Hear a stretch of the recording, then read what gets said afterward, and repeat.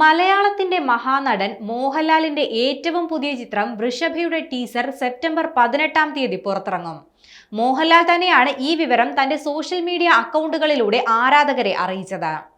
The battles, the emotions, the roar എന്ന കുറിപ്പോടെ പുറത്തുവിട്ട poster ഇതിനോടകം തന്നെ സോഷ്യൽ മീഡിയയിൽ വൈറലായിട്ടുണ്ട്.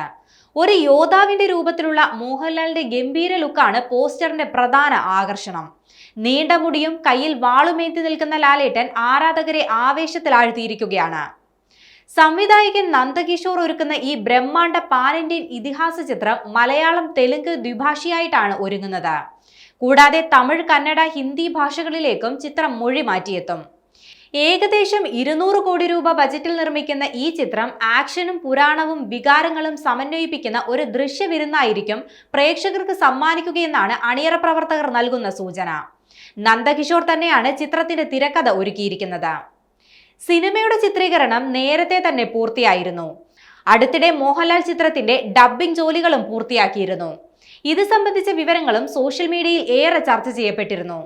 ബോളിവുഡ് താരം ഷനായ കപൂർ, സാറ ഖാൻ, രാഗിണി ദ്വിവേദി, ശ്രീകാന്ത് മെഗ തുടങ്ങിയ വലിയൊരു താരനിര തന്നെ ചിത്രത്തിൽ അണിനിരക്കുന്നുണ്ട്.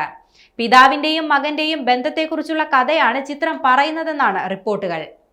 ഒക്ടോബർ 16 ചിത്രം തിയേറ്ററുകളിൽ എത്തുമെന്നാണ് പ്രതീക്ഷിക്കുന്നത്. മോഹൻലാലിന്റെ കരിയറിലെ ഏറ്റവും വലിയ സിനിമകളിലൊന്നായി വൃഷഭ മാറുമെന്നാണ് ആരാധകരുടെ പ്രതീക്ഷ. ഒരു ഇതിഹാസ കഥാപാത്രമായി മോഹൻലാൽ സ്ക്രീനിലെത്തുമ്പോൾ അതുണ്ടാക്കുന്ന ആവേശം ചെറുതല്ല. അതുകൊണ്ട് തന്നെ മലയാള സിനിമാ ലോകം മാത്രമല്ല, ഇന്ത്യൻ സിനിമാ ലോകം മുഴുവൻ ഈ ചിത്രത്തിനായി ആകാംക്ഷയോടെ കാത്തിരിക്കുകയാണ്.